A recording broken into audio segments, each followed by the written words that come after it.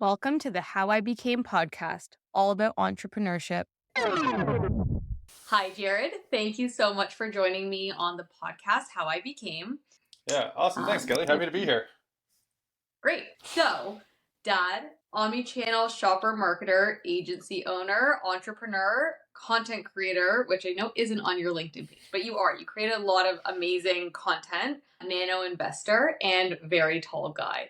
So I want to dig into a little bit of each of those, get a bit of the big picture of you, and then we can dive into each element afterwards. Sure. So, as you mentioned, Dad is at the forefront of everything. I've always believed health and family come first. There's always you can always make time for business. You can't always make time for everything else, but we really should be prioritizing those two things, right?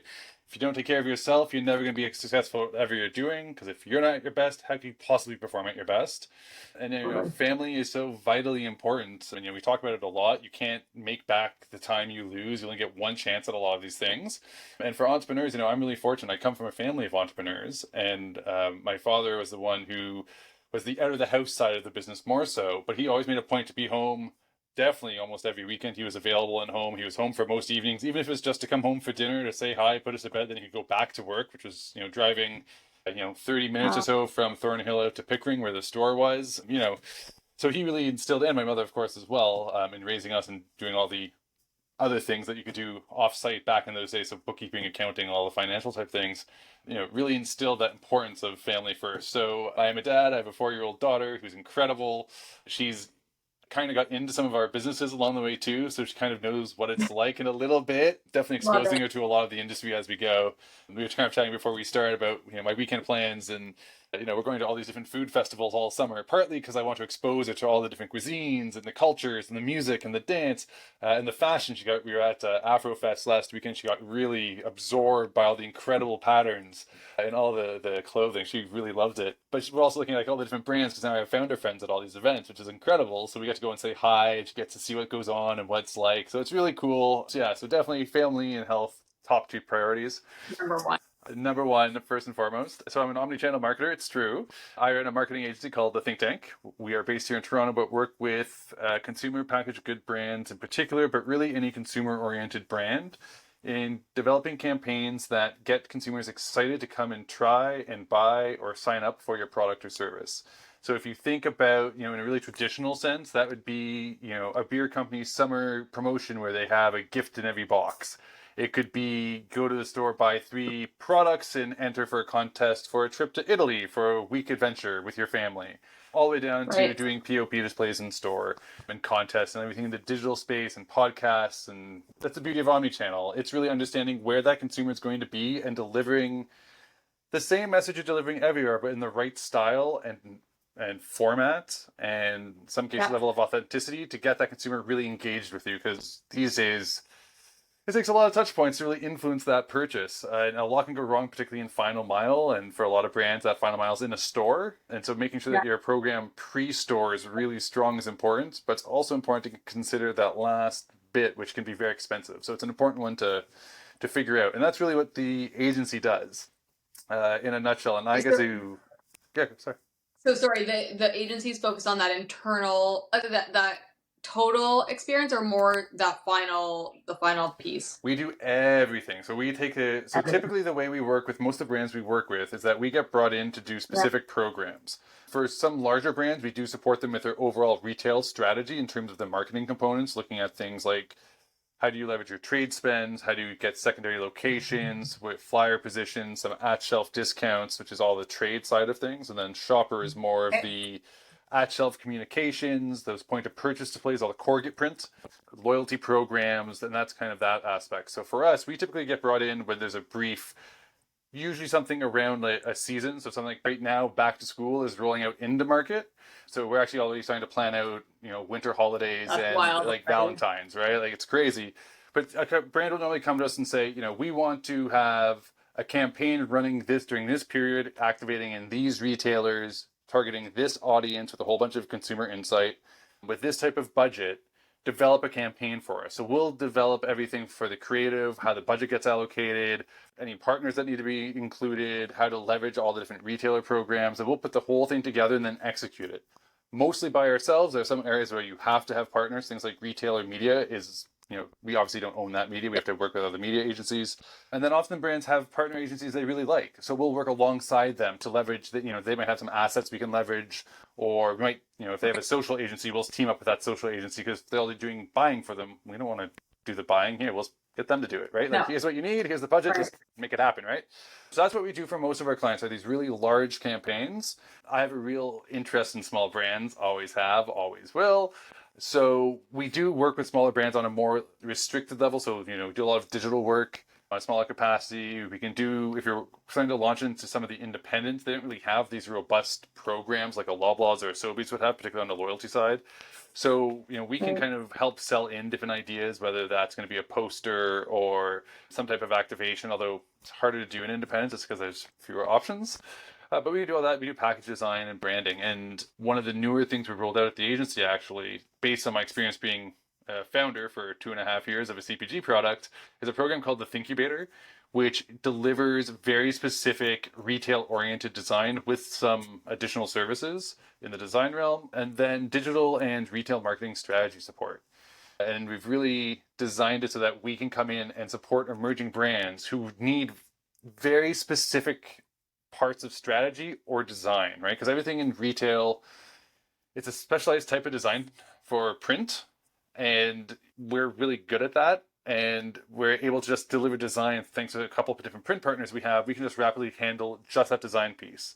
Because most brands don't need a huge campaign around it. It's we're getting an opportunity to launch into a bunch of stores. We need these displays done, so we need to have this call to action very clear. We need to make sure we're standing out. So we do this for tier 1 CPG brands. So we bring that expertise down, but we're just designing quickly. And then the strategy is awesome because we start at 5 hours not with me because I'm not the true expert in this. It's my VP Sherry Ann who is.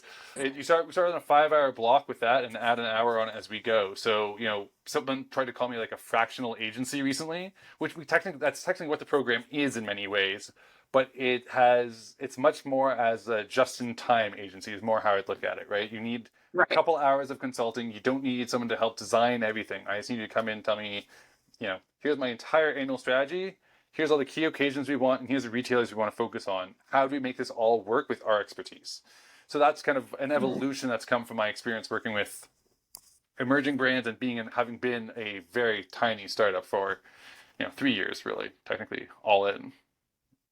So let's go into the start. So the next piece of that is the entrepreneur element. So tell me, I at least know one of those. I don't know if there's others, but let's hear about the entrepreneur side. Yeah, so the biggest one and the one that is most relevant is definitely my most recent venture, which is Wander Nut Butters, which was a globally spiced but not spicy peanut butter company that allowed you to spread the world. So I co-founded that with my wife in the first year of the pandemic off of a random idea I had.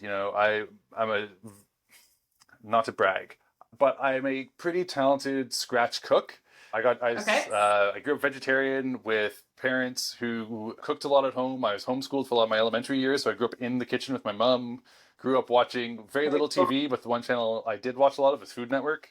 If I wasn't reading about fantasy stuff or animals or something sciencey, it was going to be a cookbook. It's like, I love food. So I was cooking something in the kitchen, a Thai noodle dish. And I was mixing, you probably made the same sauce I did, peanut butter, some lime juice, sriracha. It's Thai. And as I'm doing it, I'm like, man, I just wish this had some lemongrass and lime leaf. It was some of those more authentic flavors. And it just, for whatever reason, clicked. Why can't I mix this into the peanut butter? Because we do that with cinnamon, we do that with chocolate, we do it with caramel. Why can't we go savory? And so I turned to ask my wife, and there's a pot on the stove that we use for this Moroccan stew. The pot was clean, it just hadn't put it away yet. But that also had peanut butter, and it was cinnamon as a top spice. I'm like, oh, there's the transition flavor, where people go, oh, I understand how this can be sweetish but savory, and it can see that blend. And then peanut butter is not a thing outside of North America. And peanuts aren't huge in Indian cuisine, but they do have a presence. And I cook a lot of Indian food, and garam masala and peanuts are just a delicious combination. And so that was our third SKU. So I basically had the idea and I asked my wife, like, what do you think? She goes, I don't know, go do research, build your business case. This is your world. Go do your thing and come back. And that's basically what I did. So I spent about a month and a half, 2 months researching the category, reaching out to other founders in the space, trying to find out if there's a reason why nobody was doing it, because that's always a thing, right? I had another business idea, which is so rare, by the way. One of the biggest reasons I hit go on all this is that I don't do business ideas. I'm a strategist, not the like product inventor type guy, right? So I actually had three, but two of them were worth researching, and the other one I looked into, and I was talking to the only other company who does it in Canada, and like, yeah, there's a reason there's only one of us. We have this many suppliers for this one ingredient. I'm like, oh yeah, no, Yeah, makes complexity, sense. gotcha, I'm out.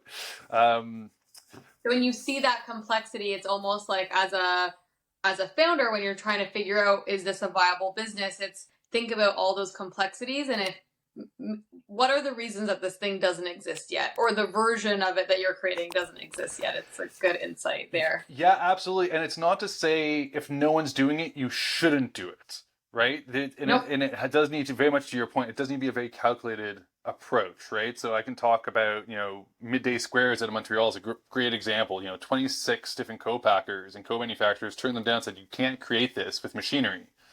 They went and built their own factory to create it because they saw that there was machinery available, but you needed to use it in a creative way. In a very similar way that the team for Revita Tea out of Calgary, an amazing energy drink, all tea-based, they're the only pouch-based drink in the entire, they're the only machine of its type in Canada, right? So again, it's one of those things that we saw it being done and said, we can do this too. Now, both of those required building their own factories just to understand the scale required, right? So you have to look at the full cost of what it's going to be. So in my case, I ended up finding two companies doing similar things in the US, one of whom I talked to right away, and the other one I just met recently, actually. Very funnily, they're at a trade show I was at. But the one I was in touch with was amazing, and they actually had a spicy Thai with a very similar recipe formula to kind of what I was doing. Quite different, but close enough. And they were amazing. It was Elliott's Nut Butters. If you were on the west coast of the United States, you were able to buy their product. Unfortunately, they actually just shut down as well in the last month or two. The last production run was January. Very sad. A few months shy of 10 years in operation. Yeah, that's a category issue, but don't worry about that. They're okay. Okay, we'll dig into some of the pivots versus sunsetting, and there we go. We'll dig into that. But I also want to know about the nano investing side of things, and then we'll dig into each area. Sure. All right. So nano investing. Let's jump to nano investing. Yeah, because a lot of people ask me about that, and I wanted a term to kind of describe how I'm supporting brands, because the reality is, to be very transparent with everyone, I'm not investing thousands upon thousands of dollars because I have businesses and a kid, and have you seen the cost of living today? I do okay, but not that okay. But I want to be able to support brands. So there's a lot of platforms you see in the United States that allow you to invest and get equity in companies, and there's not many that are allowed. Particularly in Ontario. Ontario has some really weird rules about investing into outside of Ontario. But Front Funder is a Canadian-based platform that does the same thing. So it's a proper investment platform. Front Funder. Oh, I should probably also disclose that I'm technically a micro tiny itsy bitsy own 10 shares of Front Funder as well, because I've done it. But what's really cool about that is that there's a lot of emerging Canadian brands in particular who are jumping on there, and there's some of the brands that if you buy a lot of local, or you're paying attention to a lot of what's coming out in the better for you space, you probably know and are maybe buying. And the thing with most funding rounds, when it comes to, there's all these brands that lots of us want to support more than just buying the product. But they go to a funding round and the minimum buy-in is $10,000, even $5,000, right? I don't have $5,000 I can just pull out on a risk. Absolutely no offense to any of these founders, but legitimately a risky gamble for $5,000, right? It's incredibly risky. I mean, I forget. I was just chatting with another founder who reminded me of the stat, but it's something well over 80%, almost 90% of brands don't even make it to their first million in sales. Right? So the ones who are investing have clearly done that. Sure, but they paint a picture for everyone, right? It's crazy. So what's nice about Front Funder is that the founders can go as low as $250 as an investment. So if you want to go and support a brand, it means that you as just a normal Joe Schmo can own, sure, it's a little micro tiny piece, but you get to invest in something you actually believe in. And of course you can go full funding too. If you have bigger funds, VCs invest through this too. So it's literally, it's a proper equity, legal framework, equity ownership, crowdsourced investment platform. So it's incredible. So that's where I do most of it. I have a couple other small things with friends here or there, but Front Funder is amazing. It's where I do most of it because it's all secured, right? It's a proper purchase of a company, that's which is cool. So really cool. yeah, I really like that. So that's why I do most of it. If you're outside of Ontario, you can probably take advantage of like WeFunder, and it's another one in the US that focuses on brands specifically looking at environmental impact. There's a ton of them. There's lots of really cool ones in the US. Just being in Ontario, we're limited. Limited. So let's go back to Wonder and dig into that a little bit. So you gave us high level of the business. You've since wrapped up that project. Can you walk me through a little bit of the evolution? Because you did invest a lot of your time, I know. I'm sure there was dollars. I'm sure there was a lot of wins. So what ended up coming to the end? And then what are some of the wins and successes that came out of Wonder? Yeah, for sure. So I think, one of the biggest things I can say about my entire journey is that despite being exposed to many founders' journeys and listening to all their podcasts and being adjacent to all these CPG brands for almost my entire career, actually, I still underestimated nearly every aspect of the business. I underestimated how much money it was going to take, how much time was required, how big the margins needed to be, how long everything takes to move forward, how hard it is to break into retail.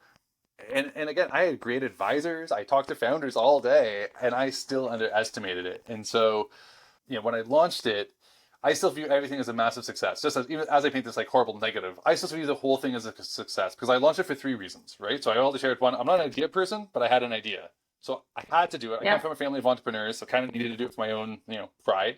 But the big one was at the agency, I shared that I was trying to help these smaller brands, and I didn't have the Thinkubator program yet. So in my first years, I kept developing these programs for these emerging brands, and they kept saying things like, "That's awesome, it's just not for us." I'm like, "What do you mean it's not for you? I designed it specifically for you."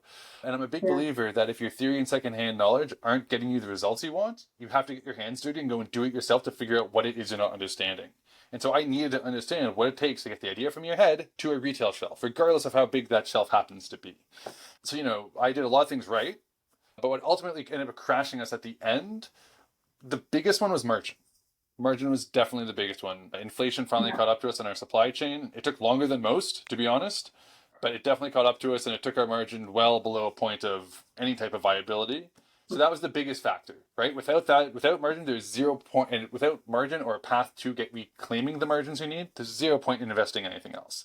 But when I launched, to your point, we invested some cash, not enough that I was going to put my family at risk, but certainly a lot. And so I had very clear black and white metrics of like, if we aren't achieving these KPIs, we're done. This isn't up for discussion. It's a clean black-white business decision because I, like probably many listeners, grew up watching Dragon's Den and Shark Tank. And I never want to be that person who's taken the second, third, fifth mortgage on the house, right? So, and those metrics that you gave yourself, sorry to cut you off, but the metrics you gave yourself, was it on a time horizon? You had to hit that within 3 years, or when did you want to achieve that success of, or that like point of, blow it up or shut it down? Yeah, great question. So I didn't really have so much of a target for if we hit this point, we'll blow it up. It was more if we aren't hitting these baseline numbers, it just doesn't make sense to continue moving forward. So it's more of a, if we dip too low, we're just going to bail out. And I did that kind of intentionally, just knowing the success rate of the industry. I mean, I came into this wanting to, of course, I want to become, the peanut butter king. Who doesn't want to become, the leader of the category? But I came in very realistically about it. And because I had a very large objective being just the learning process of it, I think it really helped me have a very clear vision. So my metrics were really around sales volume and repeat purchase. So the two things that everyone should be paying attention to in terms of CPG, like number of doors, important. Not as important as how many units you're moving through those doors per week and how many repeat purchases you're getting on your direct-to-consumer channel or whatever other channels you have. And so for the first longest time, we were okay. We were hitting the numbers. And then we had some things outside of our control, like lockdowns, where foot traffic just dropped off at Independence. And then other aspects like we didn't have enough capital or our funds were running a little bit low and the numbers weren't strong enough for me to want to tap into things like going to BDC to get a line of credit or a grant. So we hedged on a couple things, which wouldn't have helped as it turns out because we still have ended up running into margin issues, but it certainly made that decision a little bit easier. The time commitment to it was starting to really hit us too. So that contributed to us wanting to shut it down, but the big one is still margin. And then the biggest one actually Yeah. was a little bit was burnout, because we didn't have a purpose-driven passion is how I like to frame it. So if you look at the brands who are really just exploding and doing really well today, they all have an additional layer of purpose beyond just being a really cool product, right? It can be something really simple, Yeah. like just being really clean label and being the only one offering that. It can be being part of a socioeconomic movement. It can being B Corp. Like there's all the different things you can do. But you need that for a whole host of reasons. One, consumers are looking for it. It's part of the reason they'll pay a little bit more of a premium for your products, because it does cost more to make the product. But also as a founder, it's one of those things that you lean back on when you hit your deep rut of depression, which you will hit many times in the path and process. What always bounces founders back up is either a customer writes them and tells them how much their product has changed their lives, made their day, had some positive impact, and it kicks them in the butt like, oh yeah, it's for that. That's the reason I did this. Or That's why. they look back on their purpose. It's like, oh yeah, I'm here to make the world have less plastic in it, and look how many bottles I've saved, type of thing, right? And it re-energizes them and invigorates them to get back up on their horse. And we didn't. We gave back, but it was never I just had a really cool, tasty product. I'm going to challenge you a little. You think that any business, for it to succeed, has to have one of those ESG goals or something behind it? Because I think that there's a lot of startups who are doing fantastic that have not much of that behind it. No, it's just. I think. I'm curious if. So I paint it as a very broad, purpose-driven passion, right? So you're right. It doesn't need to be. How do I put this? 10% donated back or something like that. Right. They don't need to necessarily have that, although a lot of brands do. And if you look at most brands today, almost all of them do have some component of that to them. What it comes down to, particularly in a hyper-crowded category, which, let's be honest, most are now, with a lot of new entrants, the number of options to differentiate is becoming a lot rarer and harder to do. So back even like 4 years ago, you could say, I am a keto energy bar, and that was rare. Now there's at least 5 on the market. At least. There's probably more that I don't even know of, right? I'm just thinking off the top of my head. So that original the purpose originally was, we're delivering a high-fat, keto-oriented solution. Well, now there's 5 of you saying that. So now that's not enough. So now what's that next layer? Assuming they all taste good and have the right texture, assuming that's all perfect, right? Like let's assume that for the time being, because someone still needs to try the product initially to discover that. But assuming that's all good, that initial hook very often is a larger purpose. It doesn't always need to be, but it's often a key part of the brand identity. It's talked about frequently in their messaging. And if there is a premium to be able to do that going forward, and the problems that you're communicating right now, is that hurts your margin even more, when we know that margin is, especially when you're working in CPG and you have your own margin and then the store's margin. Do you think that's going to continue forward when we see that, a thing of lettuce that used to cost $1 is now $5? It's a great question. And you know what? I think we will. And I believe that for a couple of reasons. And one is thanks mostly to the younger generations in particular doing a lot of pushing and being very vocal about expecting brands to start to be the drivers of change. Because realistically, we can all stop using plastic straws tomorrow. It's still not going to make a dent compared to all the plastic bottles being made by Coke, right? When it comes to scale impact, the biggest players and contributors to the problem have to be also fixing the problem. And so, you know, lots of CPG brands in the last little while have been trying to roll out, recycled and compostable, in confectionery in particular, wrappers. It's like Nestle is now rolling out a whole compostable line of chocolate wrappers, basically. So if you go into the emerging brand space, lots of them are now starting to use better for the world They're almost packaging. the leaders of it, and then the smaller guys have to follow suit to what the bigger players are doing. It's a bit of leapfrog, right? It's the small brands who are really connected to the consumers who care the most and are willing to pay the premiums for those things. They're the ones who are championing a lot of this new technology and pushing the boundaries a little bit in what's feasible in packaging. Because they're the ones who will do it as a drive. The big guys are kind of keeping an eye on it. And once there's enough pressure on them to make the change, because it's a huge cost to them to change, right? Like everyone's just like, oh, it's just the product. Like, no. You have to overhaul your entire manufacturing process when you bring in a new package, right? It's a ton of testing and all that stuff too. But once they start to do it, once there's enough buzz and there's enough demand from all these smaller brands and that community pushing it, then the bigger brands go, okay, we have to make that change. And so they start to make the change. And then it starts to become mainstream, which helps drive the price down for everything. So then more brands are able to jump in and start to do the same. And then it starts to shift. So now it becomes the norm, which is how most things happen, right? If you look at any dietary trend, any of that, you have a small group of brands who make the category. Big brands start paying attention when there's enough money in it for them to do so. Start buying into it, blow it up, lots of new entrants, costs of everything comes down, becomes more mainstream. Right. And so I read your article that you wrote about the 4 major reasons for sunsetting wonder. And within that, you also talked about that passion element. And I'm curious to understand a bit of your perspective for founders who feel that they're in that rut. Because even when I had my own brand, I felt that. And I was just like, you're lying on your bed and you're like, I don't want to do this right now. Where does the switch come between passion and motivation?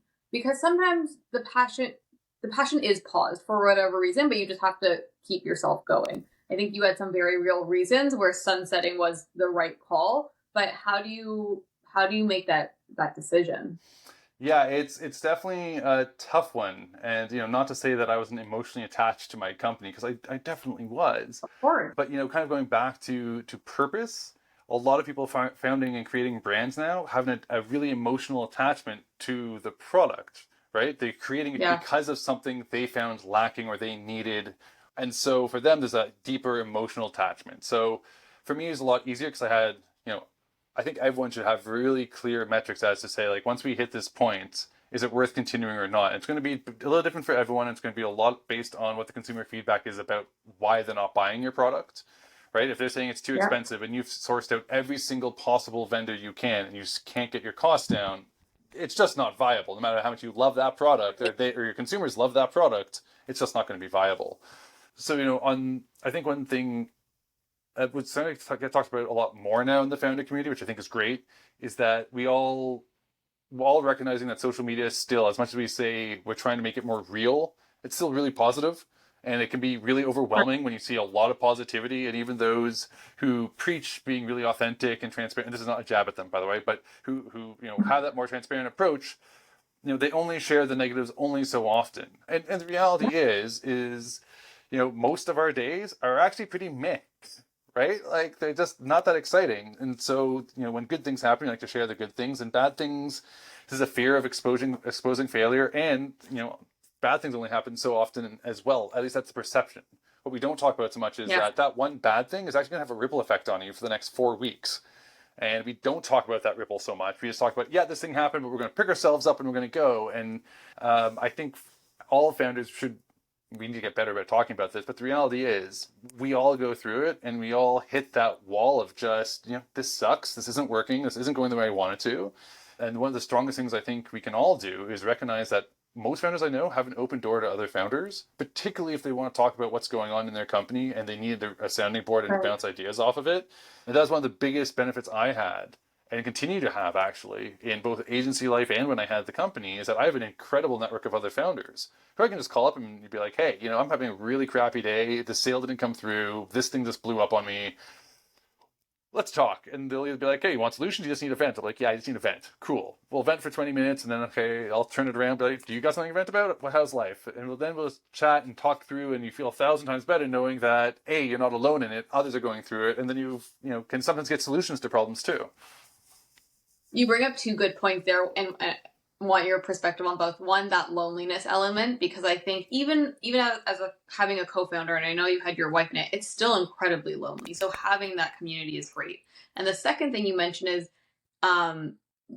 venting needs to happen. You don't want your life to be completely negative, and you don't want to only vent, but it's important to be able to have someone. But you hit on the piece of, do you want you want to vent right now, or do you want to have a conversation and try to find a solution? And sometimes you just need to vent, and sometimes you want that founder to be like, well, let's talk through the problem and solve it. So curious if founders are very busy. So did you really sit down with founders and kind of you brainstorm together? And is that something that founders should be doing with other entrepreneurs within the space to find solutions, even if it's not, exactly the same business? Yeah, and I do. Not quite in that format though, but I'd also say just in general in life for any partner or friend or spouse, just always have that mentality like, do you want to vent or do you need advice? And if you think that I first, your love it. relationships will be 1,000 times better. Just like general gem for life. We have life advice coming out as well. 100%, 100%. But no, so do I sit down with founders and brainstorm sometimes? Yeah. Not so much about if I have a specific problem, but going back to what I wanted is like if I had an operational problem, because I've got great relationships with a lot of people in the space, I could usually just send them a message being like, hey, I'm having this type of problem. Can we have a quick chat about it? Or do you have a solution? And I'm part of a couple of Right. founders groups now as well, where the channel is filled with people just being like, hey, I'm trying to source out X, or I'm running into this type of problem. Can anyone point me in the right direction? And that's where you actually have a lot more of these types of discussions happening. It's like, hey, this bad thing just happened to me. Like, can anyone give me some guidance, advice? And you see 20 founders all of a sudden jumping in saying, oh, I've done that too. Oh, here's my solution. Oh, you know what? Unfortunately, there's nothing you can do in that one. It really sucks. We feel for you. But here's how you can avoid it next time. And here's something that you can try to implement to maybe recoup that. Like, so to find a lot of time to sit down with someone, to your point, founders are really busy people. Probably Yeah. not the easiest to do, seeing as I have founders who are actually really good friends of mine, and I haven't really seen them in like 2 years now, just because that's the reality of running a business as well. It is your life for at least the first 3 years for sure. But yeah, but having that network just to be able to bounce messages, right? Even that alone sometimes is invaluable. But I do a lot of phone calls, tons of calls, people on the road. We're all in our cars now, driving to meetings, whatever. So the key to all of this is you can't just be asking, you gotta be giving too. So it's relationships are a two-way street, and so I've got reminders in my calendar to reach out to different groups of people every few weeks just to shoot them a message to see how they're doing. Drop them a text, give them a quick call, send them an email. And it's gotten to the point now where most reminders, I dismiss them without even glancing at what it is, because the key people in all those groups, because I've been doing this for like 3.5, 4 years now, making it into a habit, I just end up talking to them frequently enough. I'm like, oh yeah, no, just talked to them last week. Perfect. I can wait. Already Move that right did now, that. right? So that's a huge. great tip, because it's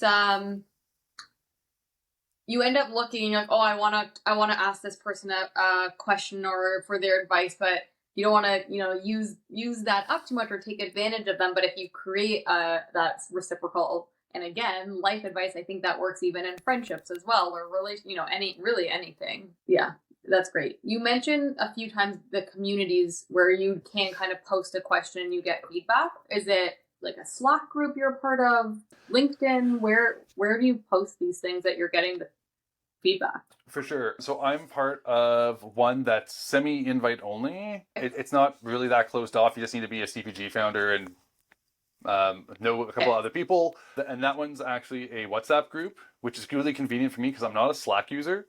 I'm a member of, I think, at least 3 communities on there, and I apologize to them frequently because I'm on there like once every 2 months. I'm like, oh yeah, I haven't been on there in forever.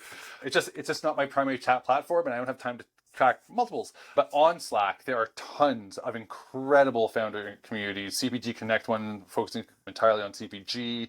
There's a founders to founders network. There's tons. But I would say the best way to start getting yourself into these communities is start on LinkedIn.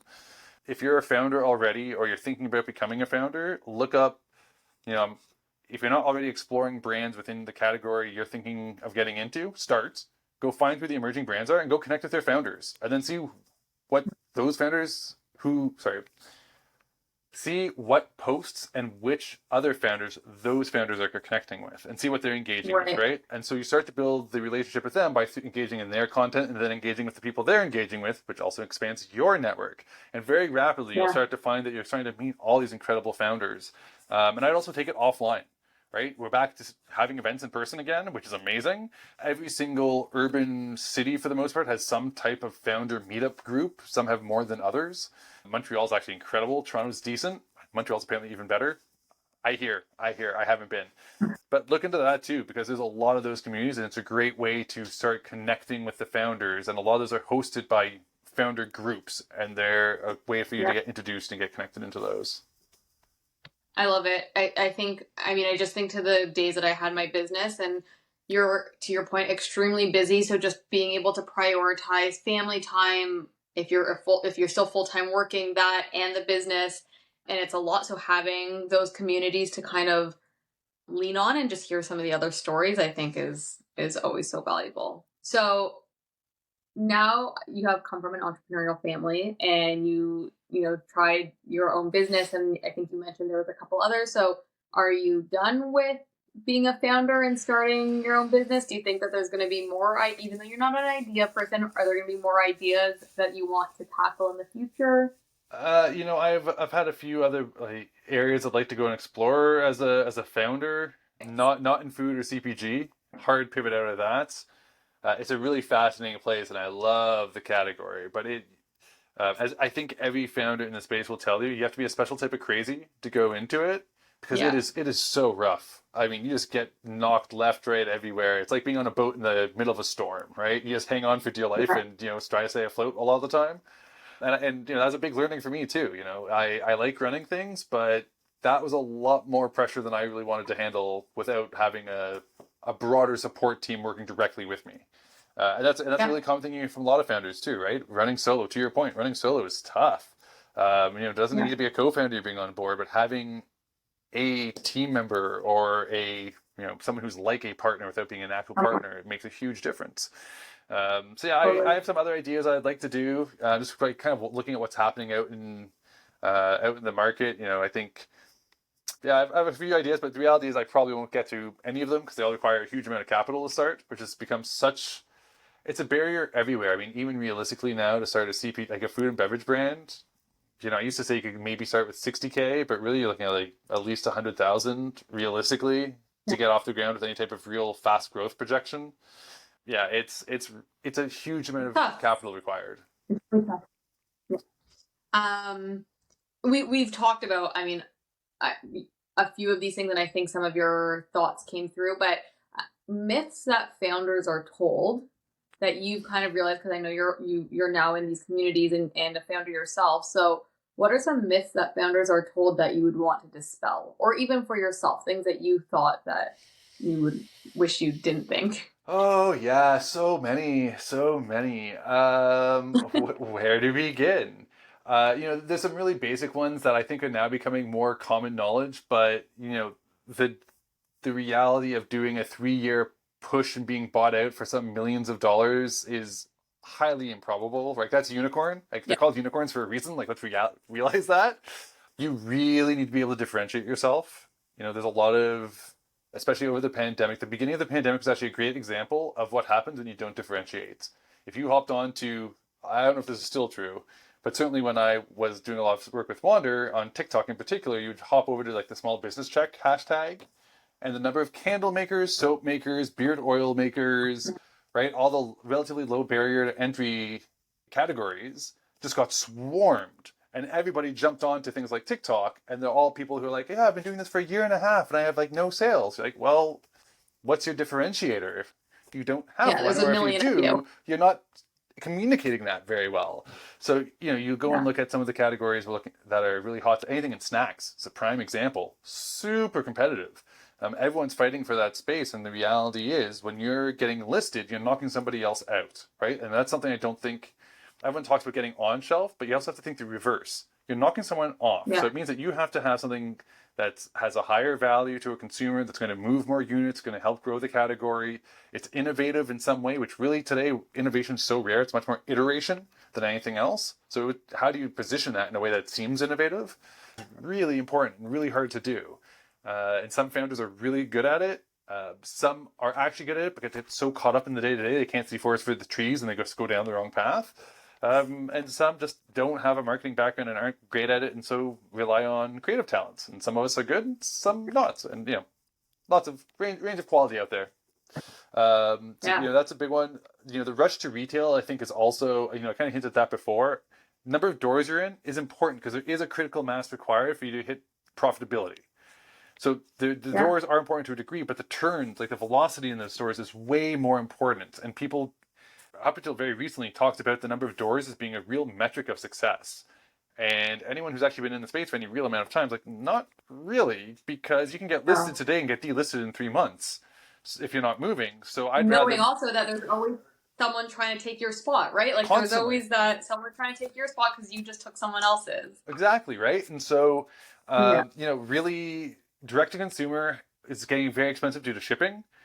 People don't like Amazon for a whole host of reasons, but there's a reason why people keep going to it. And even I, who am not the biggest fan of Amazon for many reasons, have to advocate for emerging brands that, yeah, you should really be considering it, if for nothing else, to take advantage of the logistics, bringing your shipping costs down in Canada, because Canadian shipping's ridiculous.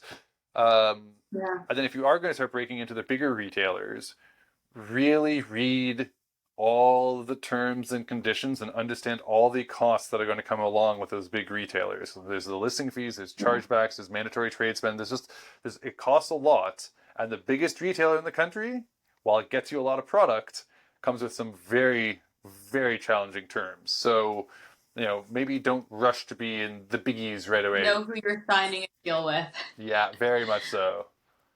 Yeah, those are the big ones, and then it's all the other stuff, right? Like, everything's gonna take longer than you think.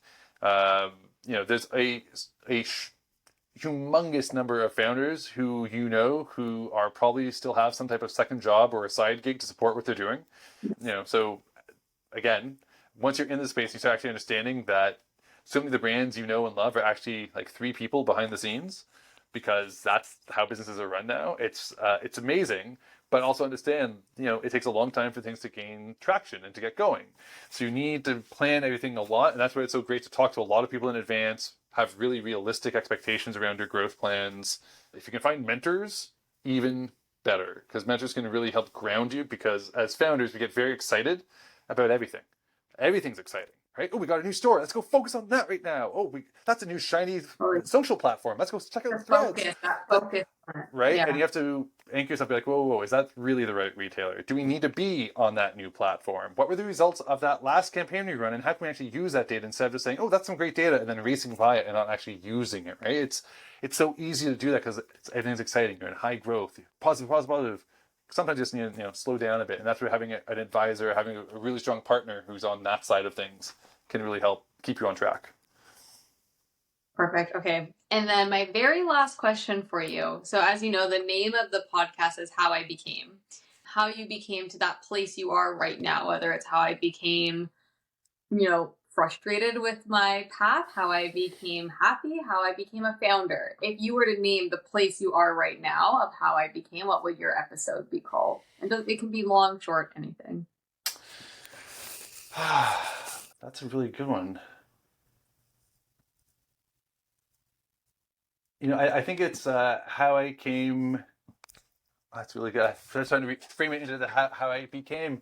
I think it's how I became the jack of all trades I am today is really what it is. I've built my entire career based on relationships. And so while I do definitely have a core skill set, it is one that is spread across a lot of different skills. So, I know a little bit about all different types of marketing, but I'm not an executor or tactician on any of them because I never got hands-on. I can tell you all about name a category. I can talk to you all about the trends and how consumers are shopping it and what's happening in a retailer, but I don't work in any of those spaces. And that all really came from my parents, really emphasizing the importance of being curious and wanting to learn and just pursuing the things that catch your attention and you find interesting. Obviously, some business acumen from both my parents being business people, it just naturally flows. But then also relationships. I was in management consulting for 7 years prior to joining the agency, and that was all thanks to an introduction made by one of my profs because I had built a relationship with him. I joined the agency because one of my best friends from my MBA, who I have a long relationship with, and clearly best friends, tried to launch 2 other companies together before this one that didn't work out for a whole host of reasons. Got this because he brought me in to come run the thing. Most of the opportunities I get now because I know people and it's all relationship driven, and So it's just that knowing people and being curious and trying to learn lots about little things so you never know when it's going to be handy or when it might be useful to someone has really led me to be where I am in my career today. I love it. How I Became a Jack of All Trades. Perfect name. Thank you. Thank you so much for being on the podcast, answering all of my endless questions and hopefully helping some aspiring entrepreneurs out there. Oh, my pleasure. How I Became, a BloomX podcast, is hosted by Kelly Yafet and does not constitute a recommendation for any organization, product, or service. For more How I Became content, subscribe where you get your podcasts and visit bloomx.io to join us on Discord.